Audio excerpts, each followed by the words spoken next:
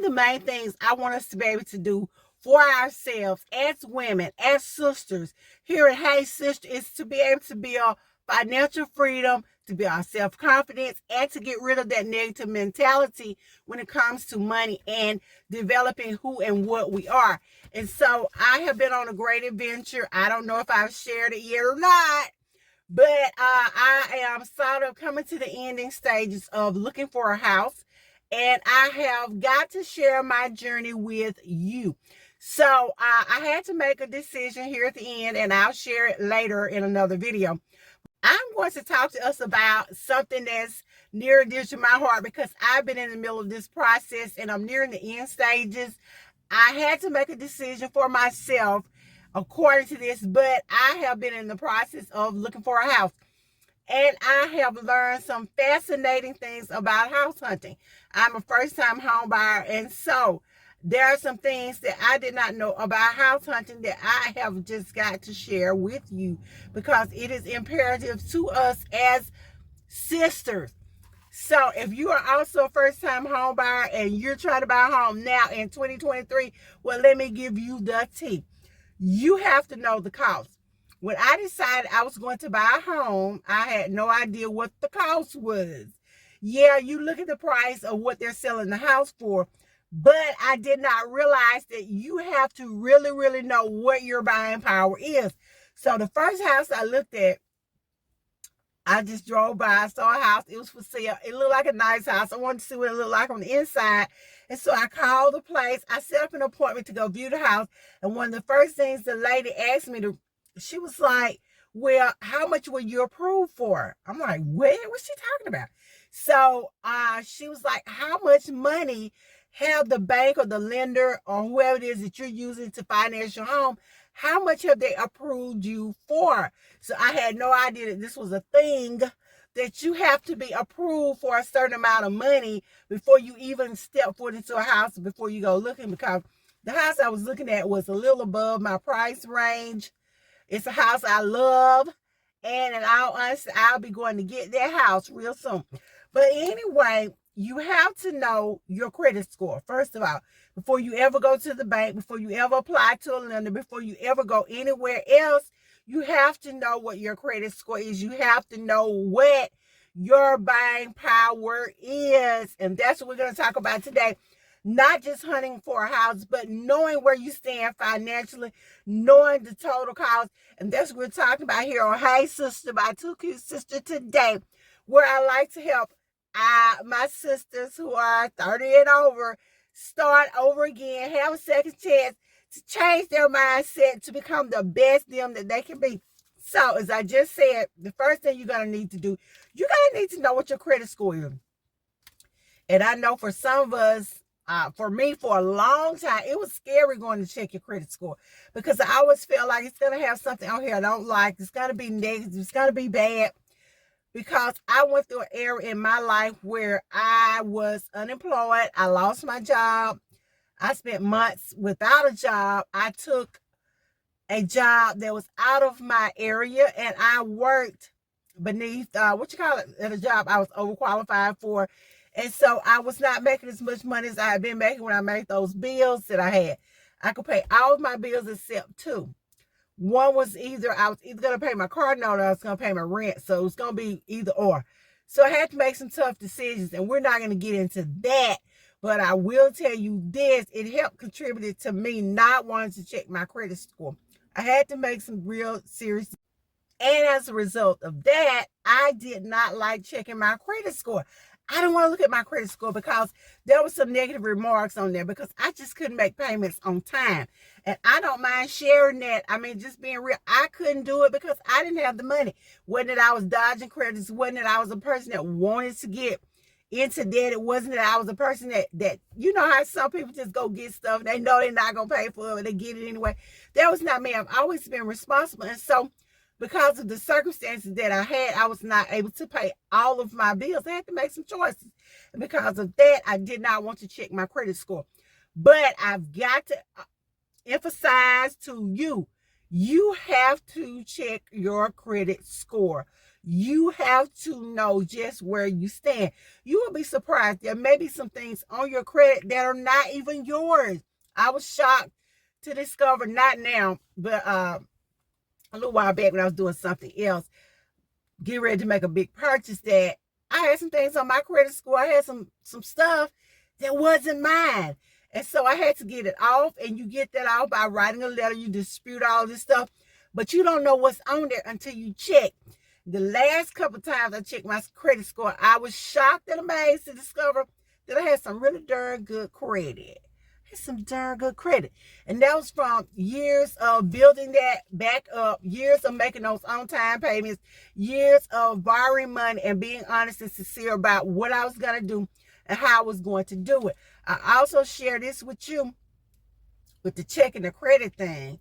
You also have to make sure you're aware of those student loans. I've talked about them in another video, but baby, you better watch those student loans. So if you don't have to take out a student loan, don't do it. If you did, make sure that you find a way to get those paid back.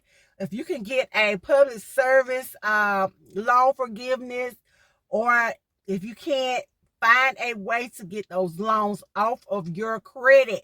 Don't go to the extreme. Don't every time you head off to school, whatever, say, oh, I'm going to get a student loan. Because those things are compounded with interest and they look awful on your credit, especially when you're trying to buy a house. Now, when I got ready to buy my cars, every car I bought, no problem. I just called. I said, I want to buy a car. This is what I need. This is what I want. And I got a car. No big deal. They didn't even look at those student loans. Well, it don't seem like they did.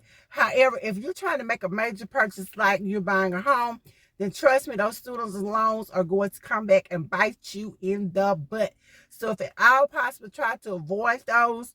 I'll tell you what else. Make sure you are looking at your bank statements.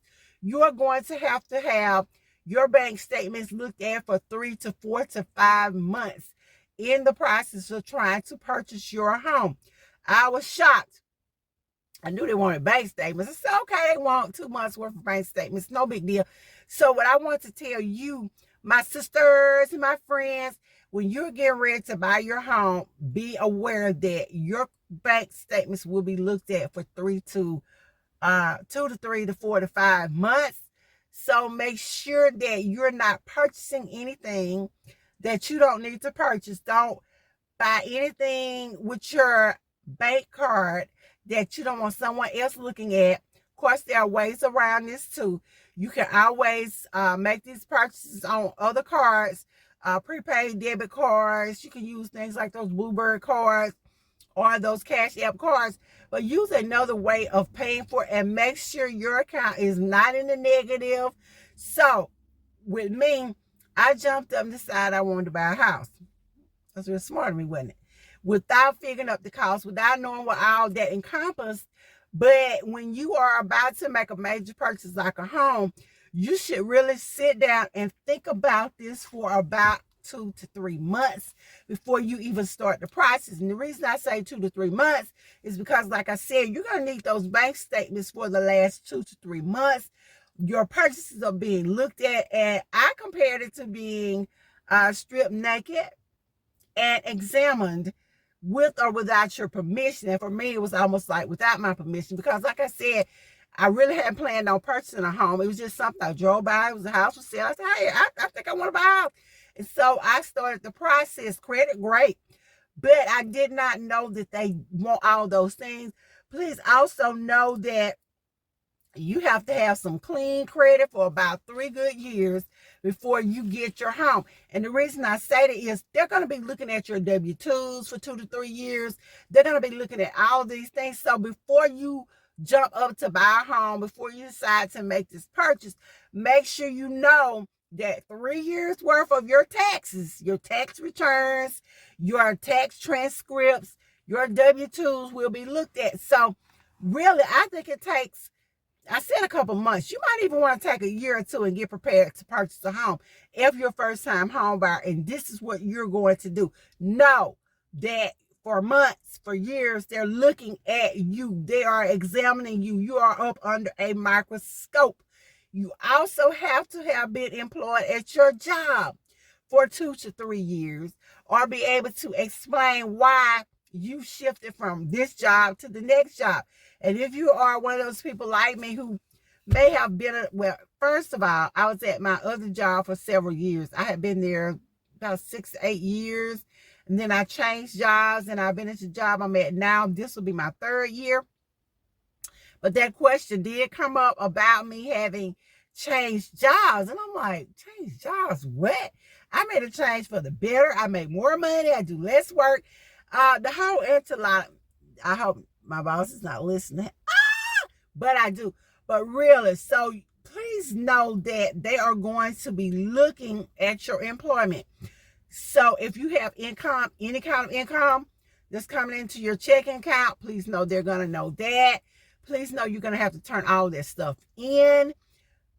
Be at your job. Be at a stable job for about 2 to 3 years, because that is going to be imperative as you're purchasing your home, unless you plan to skip on over there and pay cash for it yourself, which I'm not saying it's not possible, because I believe we're going to be financially free. I believe we're going to be prosperous. So it is my belief that we're going to be able to do that. So I'm not saying you can't, because you can. Also, if you own land, know that land is valuable. And when you're purchasing a home, look at the acreage. Look at how much you're getting. Look at what you're getting. Don't just purchase something without knowing the value of it. How is this going to help me? How is this going to help put me in a better position? I know I'm purchasing a home. That also gives you a little more power, because suddenly you are a landowner. Also know how much your down payment is going to cost. Know how much you're going to be expected to pay down on your house, and how much closing costs are going to be. Excuse me, y'all. So with me, I realized there were closing costs. I did. I knew that. But I did not realize, even if I or someone else paid the closing costs, then I may still owe a down payment, depending on who you're making your purchase of your home from. So factor in all this. So as you're looking for your home, as you're house shopping, be sure that you consider your closing costs. Be sure that you consider your down payment. My advice, again, you might want to put this off. Think about it for a couple of months. If you're really serious about it and your job just doesn't pay bukus, or you're a single parent or single mom like me, then you might want to take a year or something off and just save up your down payment, save your money, take an extra job, or do something else too. In essence, you want to make sure that you give yourself a couple of months to think about what you're going to purchase, how much it's going to cost you to pay down, how much the house costs, how much the closing is, all of those things, how much your monthly payments are going to be, how much it's going to cost you to move all your stuff over to from your present place to your new place, if you happen to be living in an apartment or living in something else, before you purchase your home. Another thing I want to tell you is you may want to go ahead and pay down some debts. You might want to get some of those other bills or other obligations that you have taken care of before you make your home purchase, because this is going to affect the amount of money that you're able to pay for your home. So if you may be looking at your dream home, you're like, oh my God, it's my dream home. But you may not be able to afford your dream home once you purchase it, because you can't pay the monthly notes because you have some other debts. Make sure you pay down enough of your debt so that you can comfortably afford your home that you're about to purchase before you purchase it. So, quick recap for my sisters. If you are about to start the home purchasing journey, or you're considering starting the home purchasing journey, make sure that you have your ducks in a row, that you know the cost. Not just how much the house is going to cost, but how much it's going to cost you to buy the house, how much it's going to cost you in closing, how much it's going to cost you to pay down on the house, how much your taxes are going to be, how much your notes are going to be, how much that appraisal is going to cost that you may have to get before you even get into your home. So, just wanted to share that with my sisters and other viewers. I thank you guys for tuning in to Hey Sister by 2 Cute Sister, and I will see you guys in the next podcast.